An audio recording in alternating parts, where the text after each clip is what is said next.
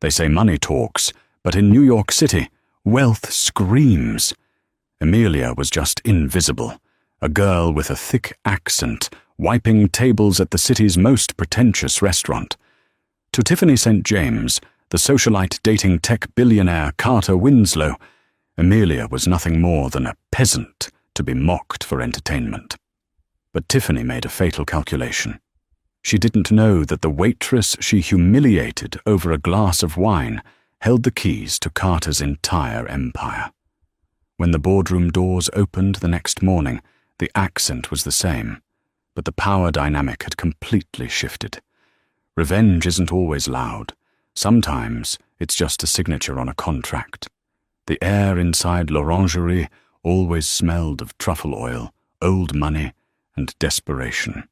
It was the kind of establishment on Manhattan's Upper East Side where the menu didn't list prices, and the staff were trained to disappear into the beige wallpaper unless summoned.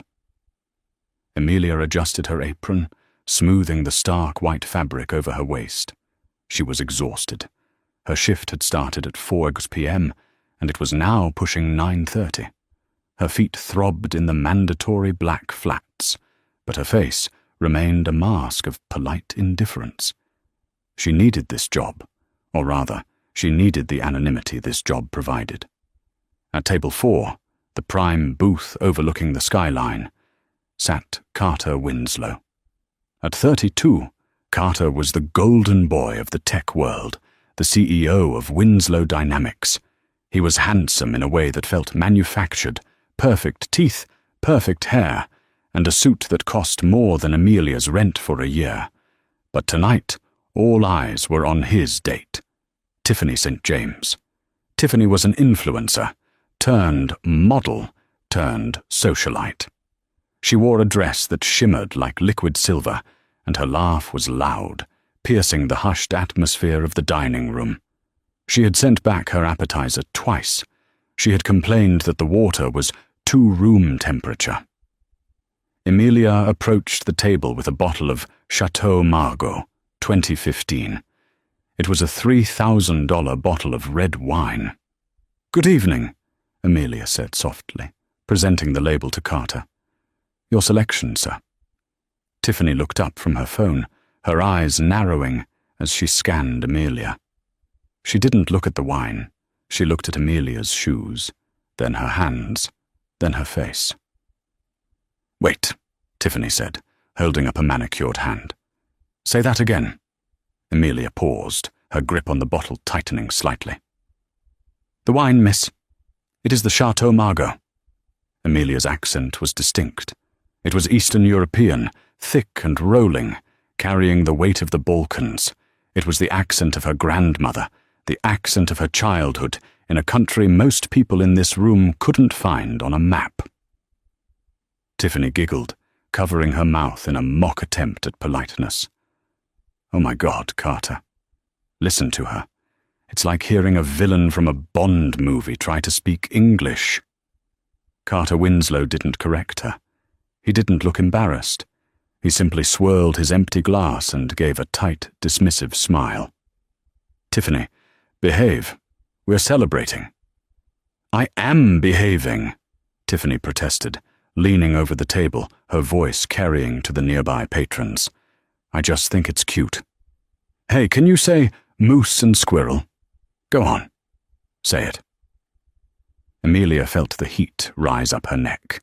She had 2 PhDs. She spoke 4 languages fluently. She understood the intricacies of global economics better than the man sitting at this table. But here, in this uniform, she was just the help. "I'm here to serve the wine, miss," Emilia said, her voice steady, though her accent remained undeniable. "Shall I pour?" "Ugh, she's so serious," Tiffany sighed, rolling her eyes. "Fine, pour it. But don't touch the glass. I don't know where those hands have been." Emilia took a breath. Professionalism. "You are invisible." She stepped forward, executing the pour with practiced grace. The dark red liquid flowed smoothly into the crystal glass. Just as Emilia began to twist the bottle to catch the final drop, Tiffany moved. It was subtle, a quick jerk of her elbow as if she were adjusting her hair. But it was enough. Her arm collided with Amelia's wrist. The bottle slipped. Red wine splashed across the pristine white tablecloth. A few droplets landed on the silver fabric of Tiffany's dress. The silence that followed was deafening. "You idiot!" Tiffany shrieked, jumping up so fast her chair scraped loudly against the floor. "Look what you did! This is custom! Do you have any idea how much this costs?" I am so sorry," Amelia stammered, grabbing a linen napkin. "You bumped my arm, I bumped you." Tiffany gasped, turning to Carter with wide, innocent eyes. "Carter, did you hear that? She's lying. She's clumsy and stupid, and now she's lying to my face." Carter looked at the stain on the tablecloth, then at Amelia. His expression was cold. He didn't care about the truth. He cared about the scene. "Get the manager," Carter said. His voice was low, dangerous. "Sir, please, it was an accident," Amelia tried to explain, looking him in the eye. "If you check the cameras—" "I don't speak peasant," Tiffany sneered, grabbing her purse. "Go get someone who speaks English and can actually do their job. God, why do they hire these people? It ruins the whole aesthetic." Amelia froze. The insult cut deeper than the accusation of clumsiness. She looked at Tiffany, really looked at her, memorizing the cruelty in her eyes. Then she looked at Carter. He was checking his watch, completely unbothered by the degradation of another human being. "I will fetch the manager," Amelia said, her voice dropping an octave, losing the polite service lilt. It was the voice she used in boardrooms, not dining rooms. But they didn't notice. They were too busy wiping a microscopic drop of wine off a silver dress. The manager, Mr. Galloway, was a man who sweated profusely when wealthy people were unhappy. He was waiting by the kitchen doors when Amelia walked up, his face pale. He had already heard the commotion. "Amelia, what happened?" Galloway hissed, pulling her into the service corridor. "That is Carter Winslow. Do you know who he is? He's about to close the biggest funding round in New York history. We cannot have him upset." "She hit my arm, Mr. Galloway," Amelia said calmly. "She did it on purpose." "It doesn't matter," Galloway snapped, wiping his forehead with a handkerchief. "The truth doesn't matter. The check average matters. The reputation matters." He looked at her, avoiding her eyes. "I'm sorry, Amelia. You know the policy regarding VIPs. If they are unhappy with the server goes. Tonight." "You are firing me?" Amelia asked. She wasn't surprised. She felt a strange sense of relief. "I have to. Tiffany St. James is tweeting about it right now. She has 3 million followers. I can't have this blowback." He sighed, reaching into his pocket and pulling out a wad of cash, her shift pay, plus a little extra. "Just go out the back. Don't go back into the dining room." Amelia took the cash. She didn't count it. She slowly untied her apron, folding it neatly into a square. She placed it on the stainless steel counter. "You are making a mistake, Mr. Galloway," Amelia said. "Not by firing me, but by thinking Carter Winslow is the most powerful person in that room." "What are you talking about? Just go, Amelia." Amelia walked out the back door of l'Orangerie. The alleyway was cold, smelling of garbage and city exhaust. The contrast between the golden light of the restaurant and the gritty reality of the street was sharp. She walked half a block down to a secluded corner and pulled a sleek, encrypted smartphone from her pocket, not the cracked Android she used in front of the staff. She dialed a number. "Status?" A deep voice answered instantly. "The reconnaissance is finished," Amelia said. Her accent was still there, but the hesitation was gone. It was commanding, sharp. "Carter Winslow is exactly as the dossier suggested. Arrogant, dismissive, easily manipulated by those close to him. Does he suspect? He suspects nothing. He thinks I am a clumsy waitress who cannot speak English properly. Excellent. The meeting is scheduled for 9 a.m. tomorrow at Winslow Dynamics HQ. The board is nervous. They need this capital injection, or the stock plummets. Amelia smiled, watching a black Escalade pull up to the curb. The driver, a man named Victor, stepped out and opened the door. "Prepare the papers, Stefan," Amelia said into the phone, "and bring my blue suit, the one I wore to the G20 summit. I want to make an impression." "Understood, Miss Kovac. And the name on the visitor badge?" "Use the holding company," Amelia said, sliding into the leather seat of the SUV. "Let's keep it a surprise until I walk through the door." As the car pulled away, Amelia looked out the window at the restaurant one last time. Tiffany St. James was probably laughing right now, drinking another glass of wine, thinking she had won. She had crushed a bug. She had no idea she had just stepped on a landmine. The headquarters of Winslow Dynamics was a fortress of glass and steel in the financial district. The 40th floor was buzzing with nervous energy. Analysts were running back and forth with tablets, and junior executives were sweating through their shirts. Carter Winslow sat at the head of the massive mahogany conference table. He looked tired. He hadn't slept well. Despite his bravado at dinner, the company was in trouble. They had burned through their cash reserves, developing a new AI interface that wasn't working yet. They needed $200 million to stay afloat for the next fiscal year. If they didn't get it today, the creditors would come knocking by Monday. "Who exactly are we meeting?" Carter asked, snapping at his CFO, a nervous man named Arthur. "The Kovac Consortium," Arthur said, adjusting his glasses. "They're a private equity group based out of Zurich, but with roots in Eastern Europe. Very old money, very private. They've been buying up tech infrastructure all over the continent. If they back us, we're golden. If they walk, we're done." "I've never heard of them," Carter muttered. "That's because they don't want to be heard of," Arthur replied. "Their representative is ruthless.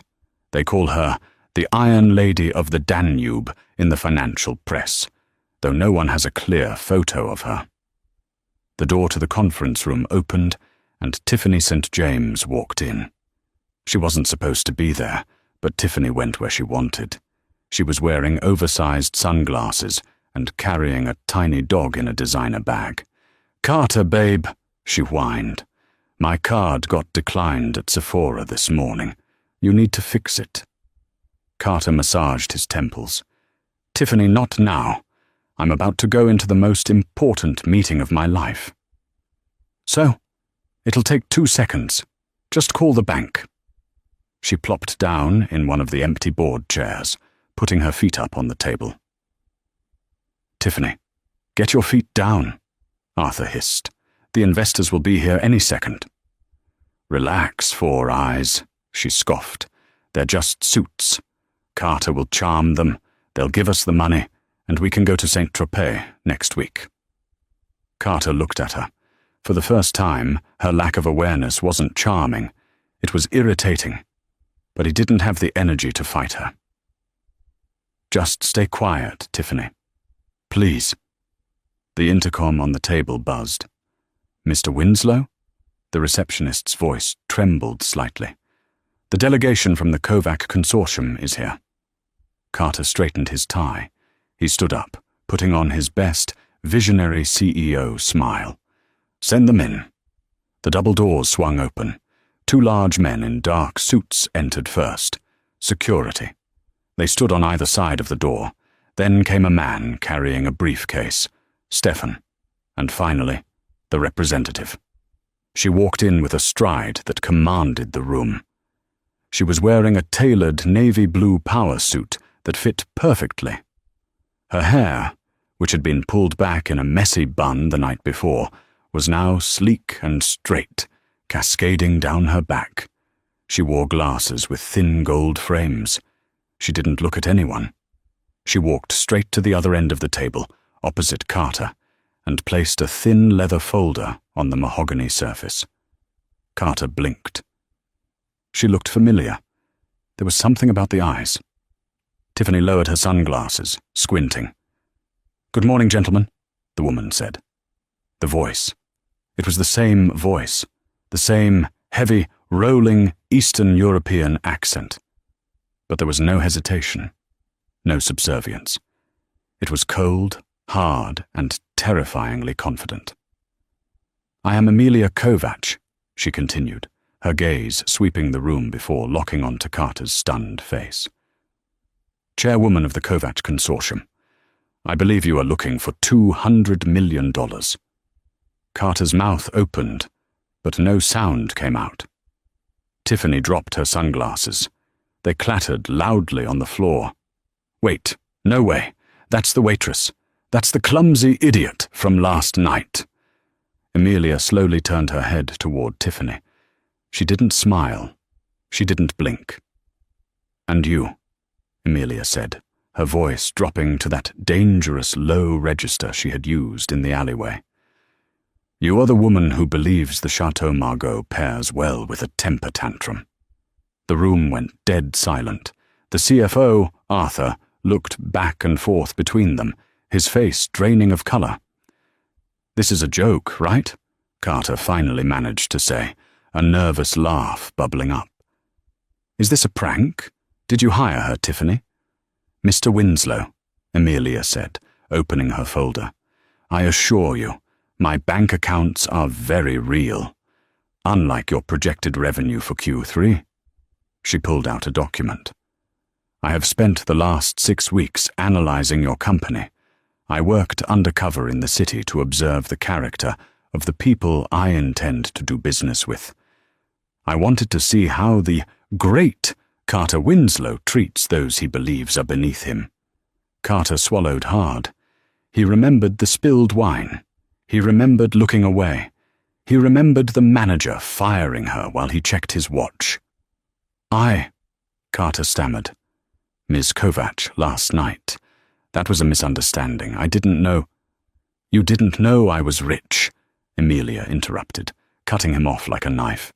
"If you knew I had billions, you would have treated me with respect. But because you thought I was a waitress trying to earn a living, you treated me like garbage. That tells me everything I need to know about your leadership." "She's lying," Tiffany yelled, standing up. "She spilled the wine on me. She ruined my dress." Amelia snapped her fingers. Stefan, her assistant, stepped forward and placed a tablet on the table. He pressed play. It was security footage from the restaurant. Amelia had bought it from the owner that morning for a very generous price. The video showed the table clearly. It showed Amelia pouring perfectly. It showed Tiffany looking at Carter, smiling maliciously, and then jerking her elbow back hard, knocking the bottle from Amelia's hand.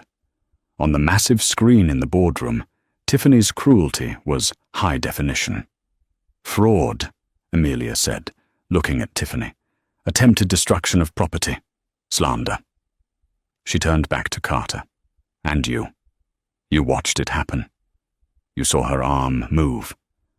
But you let me take the fall because it was easier than disciplining your girlfriend." Amelia closed the folder. "The Kovacs Consortium does not invest in cowards," she declared. "We are pulling our offer." "No!" Carter shouted, panic finally setting in. "Ms. Kovacs, please. If you walk out, the stock tanks. I'll lose everything. The company will go bankrupt." "I know," Amelia said simply. "That is why I have already purchased your debt from your creditors." Carter froze. "What?"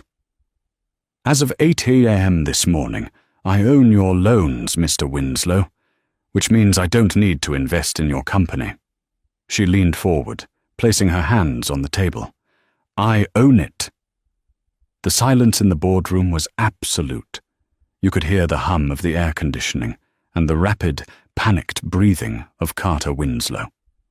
You can't do that," Carter whispered, his legs giving out as he sank back into his chair. "That's hostile." It is business, Amelia corrected, her voice devoid of emotion. You were over-leveraged. You were reckless. You spent capital on personal luxuries, like that bracelet on Ms. St. James's wrist, which was charged to the corporate account last month, while your R&D department was begging for resources. Arthur, the CFO, looked down at his shoes. He knew. He had signed the checks. Amelia walked around the table, her heels clicking rhythmically on the hardwood floor. She stopped behind Carter's chair. I am appointing a new board of directors effective immediately, Amelia announced. Stefan has the list.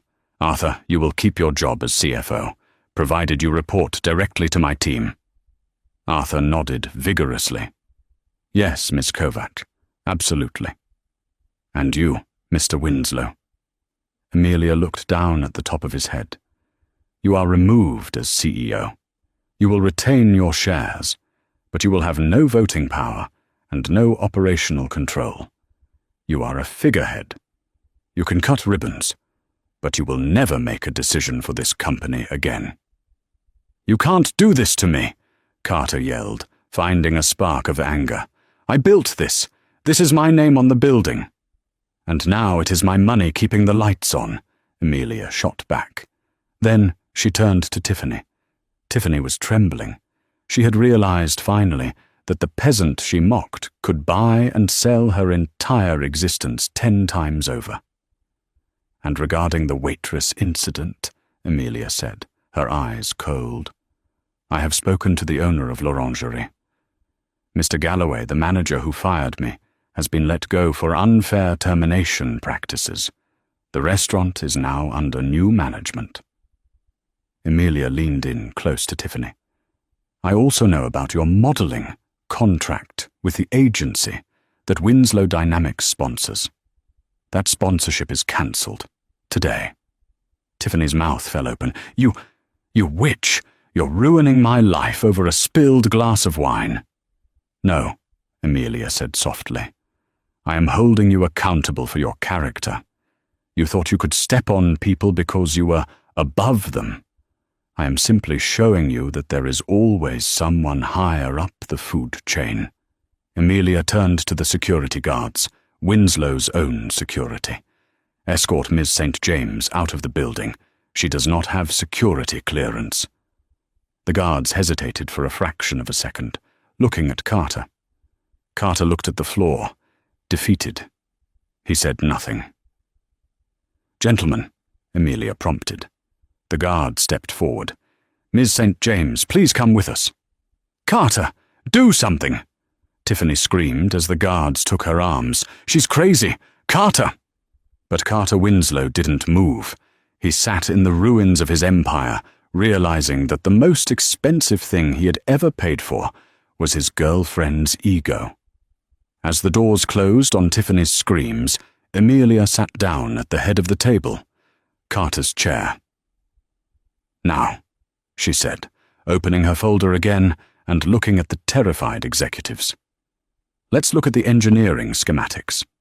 I found 3 errors in your code just by reading the public abstract. The transition of power at Winslow Dynamics was not a gentle wave. It was a tsunami that reshaped the coastline of the entire company. By 11 a.m., 3 hours after Amelia had revealed her identity, the physical landscape of the executive floor had changed. Carter Winslow stood in the hallway, holding a cardboard box containing a framed photo of himself on a yacht, a stress ball, and a set of expensive fountain pens. He stared at the door to the CEO's office. His office. Stefan, Amelia's imposing assistant, stood by the door. He didn't speak. He simply gestured down the hall toward the annex. The annex was where the junior project manager sat. It was a glass-walled room, affectionately known by the staff as the fish bowl, because there was no privacy. Everyone could see you working, sweating, and panicking. This is temporary, right? Carter asked, his voice cracking slightly. Just until the restructuring is done? Stefan didn't answer. He just stared. Carter walked the walk of shame down the long corridor. The open plan office, usually buzzing with chatter, fell silent as he passed. The engineers, the coders, the marketing assistants, people Carter had barely acknowledged for 3 years, watched him. He could feel their eyes. He could feel the mixture of shock and schadenfreude. They knew. The email had already gone out. Subject: Leadership Restructuring and Strategic Partnership with Kovac Consortium. Carter reached the fishbowl and set his box down on a small, generic desk. There was no view of the Manhattan skyline here. There was only a view of the break room and the vending machine.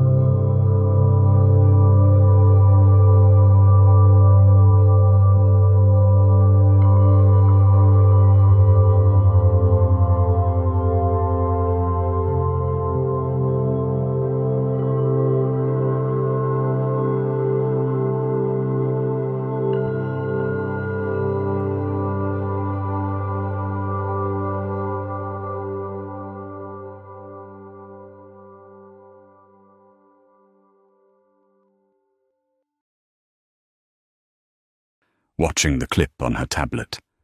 Tiffany St. James sat on a velvet couch on national television, wiping away a tear with a tissue. "It was terrifying, honestly," Tiffany was saying to the host. She was our waitress, and she was obsessed with Carter. She kept staring at him. When I asked her politely to give us space, she spilled wine on me intentionally. And then, the next day, she shows up claiming to own the company. It's a vendetta. She's abusing her power to harass a woman just because she's insecure. The host nodded sympathetically. "So you're saying this hostile takeover was personal?" 100%, Tiffany sniffed. "She's targeting me. She kicked me out of my home. She's trying to ruin my career. It's bullying. It's harassment by the 1% against a self-made content creator." Amelia paused the video. Stefan stood by her desk, his face grim. "The stock is down 4% this morning. The hashtag boycott Winslow is trending. People don't like bullies, Miss Kovacs, and she plays the victim very well." Amelia set the tablet down. She wasn't angry, she was calculating. "She is fighting an air war," Amelia said thoughtfully. "She is using emotion, rumors, and noise. She thinks if she screams loud enough, the truth will disappear." "We should release a statement," Stefan suggested. "Deny the allegations." "No," Amelia said. "If we argue, we look defensive. If we look defensive, we look guilty. We need to fight a ground war. We need facts." She turned her laptop toward Stefan. "I spent the weekend doing a deep dive into the corporate hospitality expenses associated with this penthouse. Carter was sloppy, but Tiffany was greedy." Amelia pulled up a spreadsheet. "Look at this. Carter authorized the lease, yes. But look at the furnishings. A $60,000 sofa. $20,000 for imported curtains. All charged to Winslow Dynamics as office supplies. That is embezzlement." Stefan nodded. "It is. But it gets better," Amelia continued, her eyes narrowing. "I cross-referenced the vendors. The company that sold the furniture? St. James Interiors. It's a shell company registered to Tiffany's mother in Florida." Stefan's eyebrows shot up. She was buying furniture from herself? Using company money? She was invoicing the company for luxury goods, keeping the goods and keeping the money, Amelia said. "That isn't just a fireable offense, Stefan. That is grand larceny. That is prison." Amelia stood up and walked to the window. Let her have her interview. Let her cry on TV. Let her build her tower of lies as high as she wants. "And then?" Stefan asked. "And then," Amelia said, "we pull the foundation out." Down in the fishbowl, Carter was staring at the same news clip. His co-workers were whispering around him. "Did you really date her?" a junior developer asked, leaning over the partition. "She sounds crazy." Carter looked at the screen. He saw Tiffany playing the victim, twisting reality, using his name to garner sympathy while dragging the company he built through the mud. For the first time in years, the fog in Carter's brain cleared. He remembered the dinner. He remembered Tiffany's cruelty to the waitress, to Amelia. He remembered how Tiffany had laughed when she kicked the dog in the lobby last week. "She's lying," Carter whispered. "What?" the developer asked. "She's lying," Carter said, louder this time. He stood up. He looked at the code on his screen, the code he had spent the last 48 hours fixing. He was exhausted. He smelled like stale coffee, and he had slept on his brother's couch because he couldn't afford a hotel. But he felt something he hadn't felt in a long time. Clarity. He grabbed his phone. He had texts from Tiffany. "Tiffany, baby, did you see the interview? I'm winning. We can get the company back. Just back me up. Tell them she stalked you." Carter stared at the message. Then he typed a reply. Carter. Don't contact me again. He walked out of the fishbowl and headed for the elevator. He wasn't going to the lobby. He was going to the top floor. He had information Amelia needed. Carter knocked on the heavy oak door of the CEO's office. Enter, Amelia's voice came through. Carter walked in. Amelia didn't look up from her documents. The latency patch is due in 2 hours, Carter. Why are you here? It's done, Carter said. I submitted it to the repository 30 minutes ago. It compiles. The lag is down to 4 milliseconds. Amelia finally looked up. She studied his face. He looked ragged. He hadn't shaved, but his eyes were steady. Impressive, she admitted. Maybe there is an engineer in there after all. I didn't come here for praise, Carter said. He closed the door behind him. I saw Tiffany's interview. Everyone did.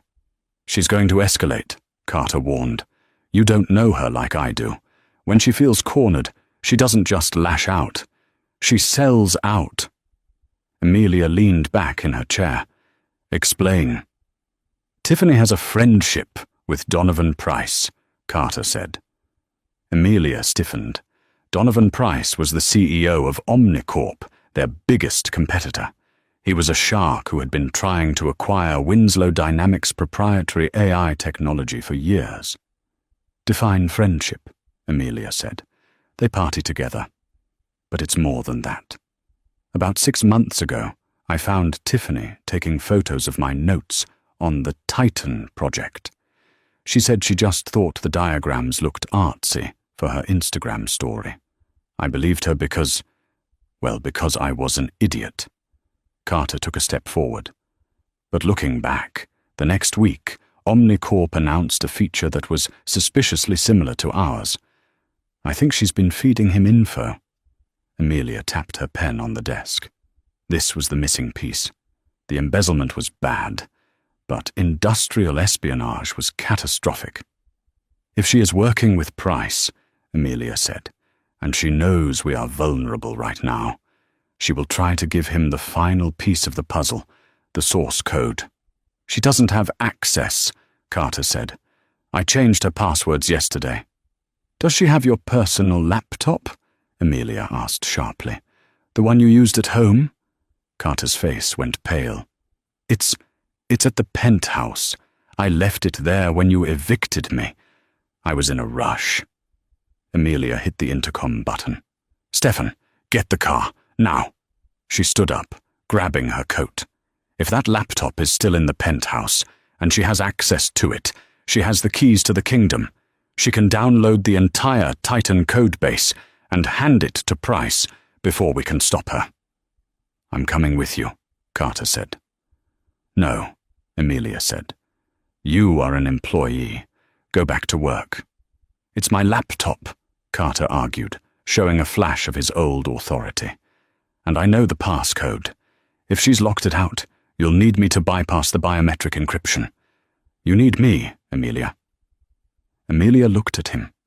She saw the desperation, but also the genuine desire to fix his mistake. Fine, she said, but you ride in the front. The drive to the penthouse was a blur of siren-dodging and aggressive driving by Victor, Amelia's driver. When they arrived at the luxury building, the doorman tried to stop them. Ms. St. James gave strict orders. I own the lease on this unit, Amelia said, shoving the legal paperwork into the doorman's chest. If you stop me, you will be explaining it to a judge. They stormed the elevator, as the numbers ticked up, 20, 30, 40. The tension in the small metal box was suffocating. Why? Amelia asked, not looking at Carter. Why did you let her run your life? Carter stared at the floor. Because it was easier. Being the genius billionaire is hard. Being Tiffany's boyfriend was easy. She liked the lifestyle, and I liked that she made me feel important. I didn't realize she was hollow until you showed up. The elevator dinged at the penthouse floor. The door slid open. The apartment was in chaos. Clothes were thrown everywhere. Suitcases were open on the floor. And there, in the living room, stood Tiffany St. James. She was holding a silver laptop, Carter's laptop. Standing next to her was a man in a sharp grey suit, Donovan Price. Well, well, Donovan grinned, his teeth bleached white. The cavalry arrives. A bit late, though. Tiffany looked up, her eyes wide. She clutched the laptop to her chest. Carter, you brought her here. Put it down, Tiffany, Carter said, stepping out of the elevator. That's company property. It's my severance package, Tiffany spat. You left me with nothing. No money, no apartment, no reputation. Donovan here appreciates my value. He's going to pay me $5 million for what's on this drive. That is theft, Amelia said, her voice calm but icy. She stepped into the room, flanked by Stefan and Victor. Mr. Price, if you accept that laptop, you are committing a felony. Receipt of stolen intellectual property. Donovan Price chuckled. He was a man used to getting his way. Allegedly stolen. Tiffany tells me this laptop was a gift, and possession is 9/10 of the law, Miss Kovac. Once I leave here, good luck proving where the code came from. I'll rewrite enough of it to dodge the patent, and Winslow Dynamics will be obsolete by Christmas. He reached out a hand to Tiffany. Give it to me, Tiff. The wire transfer is ready. Tiffany hesitated. She looked at Carter. She looked at the laptop. Don't do it, Tiffany, Carter said softly. Please. Once you do this, there's no going back. You're not just an influencer anymore. You're a criminal. I'm a survivor, Tiffany yelled. You threw me away. You let this maid humiliate me. She shoved the laptop into Donovan's hands. Take it, she said. Where's my money? Donovan smirked, clutching the device. Pleasure doing business. He turned to leave, heading for the service elevator. Victor, Amelia said quietly. Victor moved. He didn't run. He simply occupied space. He blocked the path to the door, a wall of muscle. Get out of my way, Donovan snapped. This is unlawful imprisonment. Actually, Amelia said, pulling out her phone, it's a citizen's arrest. I've been recording this entire interaction since the elevator doors opened. Donovan froze. You have the laptop, Amelia continued, walking closer. You just admitted on tape that you intend to rewrite the code to bypass patents.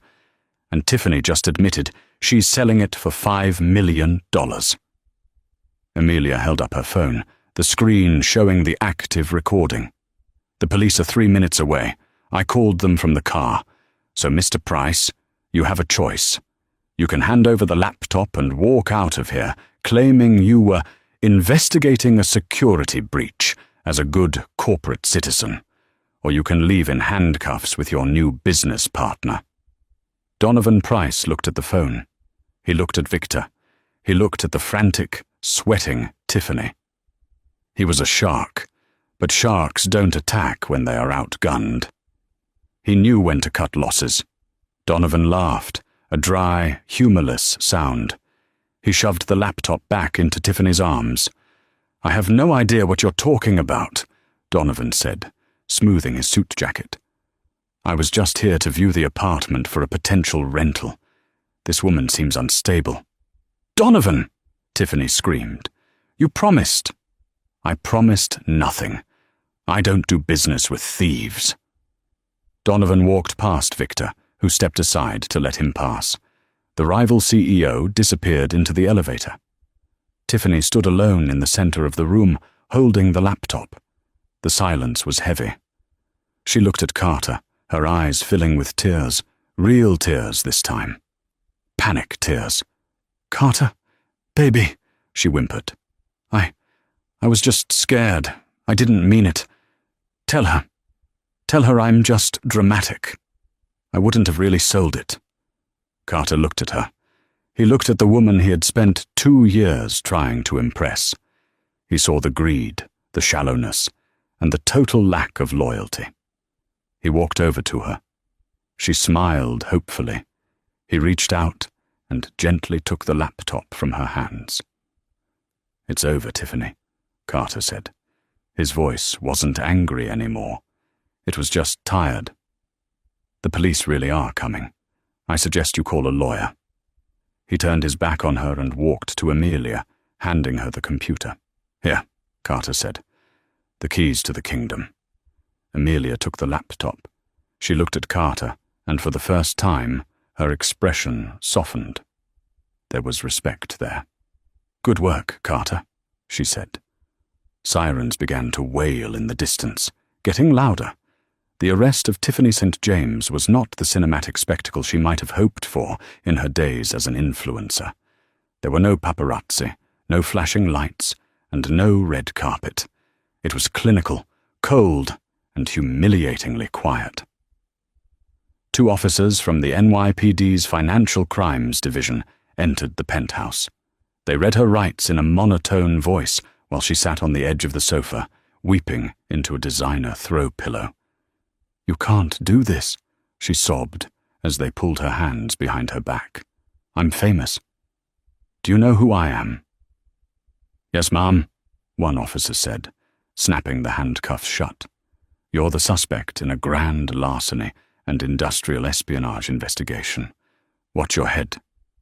Carter stood by the window, watching the scene unfold. He felt a strange hollowness in his chest. He wasn't sad for her.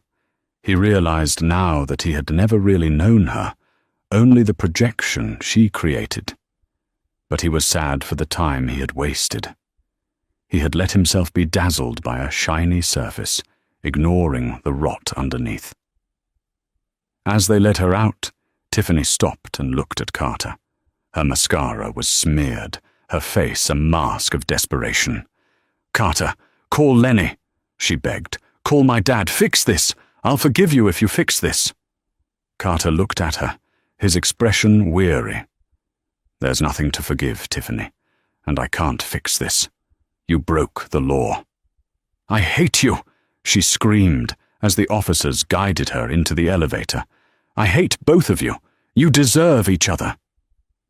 The doors closed, cutting off her voice.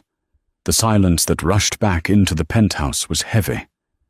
Amelia stood by the kitchen island, checking her emails on her phone. She looked completely unfazed, as if she had just finished a routine business transaction, rather than dismantling a human life. "Are you okay?"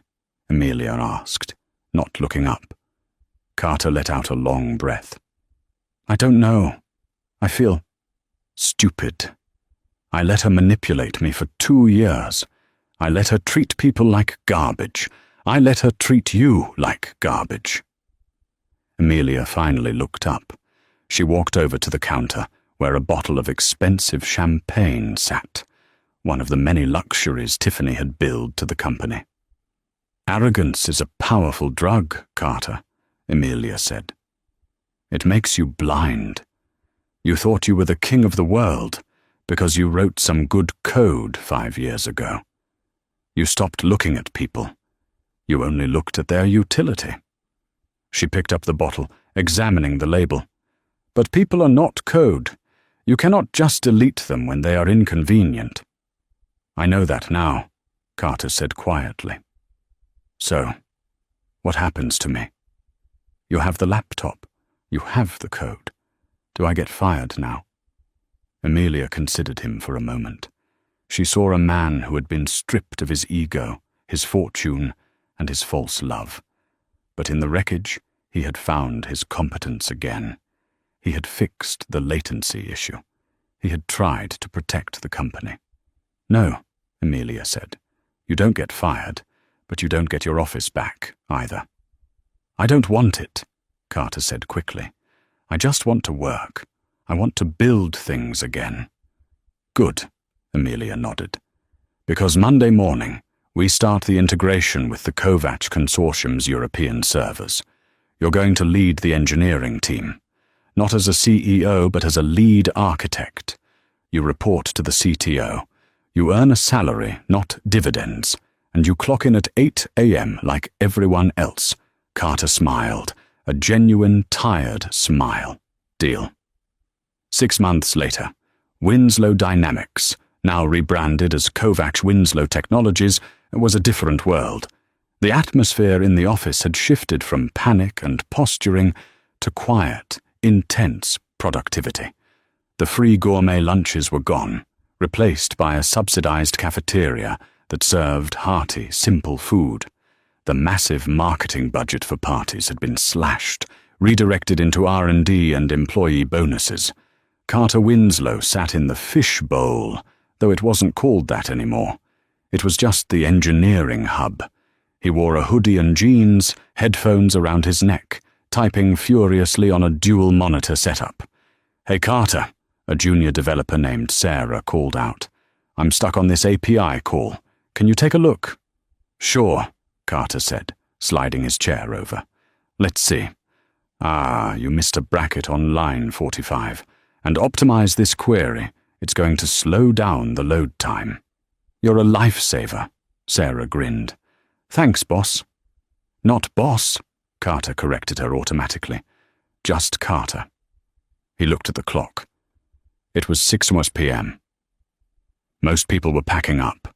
The elevator doors at the end of the hall opened, and Amelia walked out. She was wearing a sharp grey suit, carrying a tablet. She commanded attention wherever she went, not by shouting, but by the sheer force of her competence. She walked straight to Carter's desk. The room went quiet, but not out of fear anymore, out of respect. "Mr. Winslow," Amelia said. "Ms. Kovacs," Carter replied, standing up. "If this is about the Q3 report, I sent it an hour ago." "I saw," Amelia said. "The numbers are good. We are profitable for the first time in 4 years. The Titan system is stable." "It was a team effort," Carter said, gesturing to the other developers. "Agreed," Amelia said. She looked around the office, nodding at the staff. Then she turned back to Carter. "However, there is an unresolved issue regarding your performance review." Carter's stomach tightened. "Oh? Did I miss a deadline?" "No," Amelia said, her face unreadable. "But I have a policy. When a project is successfully completed, the lead architect is required to attend a debriefing dinner." Carter blinked. "A dinner?" "Yes," Amelia said. "Business strategy, future planning." "Okay," Carter said, confused. "Shall I book the conference room and order takeout?" "No," Amelia said. "I have made a reservation, 7:30 p.m. "Where?" Amelia allowed a tiny, mischievous smile to touch her lips. "L'Orangerie." The restaurant was exactly as it had been 6 months ago. The same truffle smell, the same beige wallpaper, the same hushed atmosphere of extreme wealth. But when Carter and Amelia walked in, the vibe was different. Mr. Galloway was gone. The new manager, a woman named Beatrice, who had started as a hostess, greeted them warmly. "Miss Kovacs, Mr. Winslow. So good to see you again. Your table is ready." They were led to table 4, the same table where the wine had been spilled, the same table where Tiffany had ended Amelia's career as a waitress and inadvertently started the chain of events that saved Carter's company. They sat down. Carter felt a wave of déjà vu, but he pushed it aside. He looked at Amelia. She looked stunning in the candlelight, the sharp lines of her business persona softening slightly. A young man in a white apron approached the table. He looked nervous. He was holding a bottle of wine. "Good evening," the waiter stammered. I have the Chateau Margaux for you." His hands were shaking slightly. As he went to present the bottle, he fumbled. The bottle slipped a fraction of an inch, clinking against the glass. He caught it, but he went pale. "I am so sorry," the waiter gasped, freezing. I am new. Please forgive me." Carter looked at the terrified young man. He saw the fear in his eyes, the fear of being fired, the fear of the power dynamic, the fear of being invisible. Carter remembered how he had looked away when Emilia was in that position. Carter smiled gently. "It's okay, son. Take a breath. You caught it. No harm done." "Are you sure, sir?" "I'm sure," Carter said. "Actually, why don't you leave the bottle? We can pour it ourselves. It takes the pressure off." The waiter let out a sigh of relief that was audible across the table. "Thank you, sir. Thank you so much." He set the bottle down and retreated. Emilia watched the interaction, her eyes shining with quiet approval. "You have changed, Carter," she said softly. "I had a good teacher," Carter replied, pouring the wine into her glass. "Carefully, perfectly. You know, I heard about Tiffany." "Oh?" "She took a plea deal," Carter said. 2 years probation, community service, and a massive fine. She's working at a retail counter in New Jersey now. Her social media accounts were deactivated as part of the settlement. "Justice is rarely poetic," Emilia said, taking a sip of the wine. "But it is functional.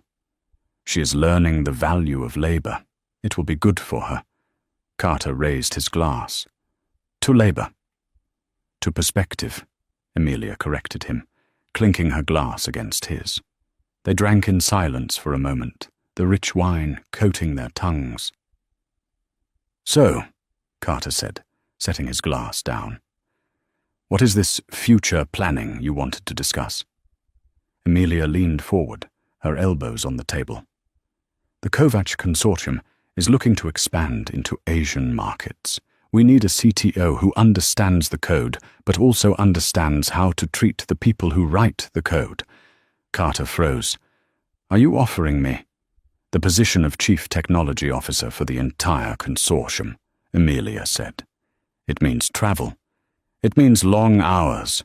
It means dealing with me every single day." "That last part sounds like the biggest challenge," Carter joked, though his heart was pounding. "I am difficult," Emilia admitted. "I am demanding. I do not tolerate fools, and I never forget a spilled glass of wine." "I wouldn't have it any other way," Carter said. He looked around the restaurant. He saw the wealthy patrons eating their meals, oblivious to the stories of the staff serving them. But he saw them. He saw the busboy clearing a table. He saw the hostess checking the reservation book. He looked back at Emilia, the woman who had scrubbed floors and now owned skyscrapers. "I'm in," Carter said. Emilia smiled, and this time it wasn't cold. It was warm, genuine, and full of promise. "Good," she said. "Now eat your dinner. We have an 8 a.m. meeting tomorrow. And Carter?" "Yes?" "Don't be late." The downfall of Tiffany St. James and the redemption of Carter Winslow serve as a powerful reminder that true worth is never found in a bank account or a designer label. Tiffany believed that her status made her untouchable, treating those she deemed below her with cruelty. But she failed to realize that the waitress wiping the table might hold the power to buy the building. Emilia Kovac proved that dignity, intelligence, and hard work are the ultimate currencies. She didn't just take revenge, she taught a lesson. She stripped away the artifice of wealth to reveal the character underneath. In the end, the accent that was mocked became the voice of authority, and the hands that were called dirty signed the checks that saved an empire. It is a story that proves you should never judge a book by its cover, or a woman by her apron. What a roller coaster. It just goes to show, you never know who you're talking to, so always be kind. What would you have done if you were in Emilia's shoes? Would you have given Carter a second chance, or left him in the dust? Let me know in the comments below. If you enjoyed this story of karma and justice, please smash that like button. It really helps the channel. And don't forget to subscribe and hit the bell icon so you never miss a new story. We have plenty more dramatic tales coming your way. Thanks for watching, and see you in the next video.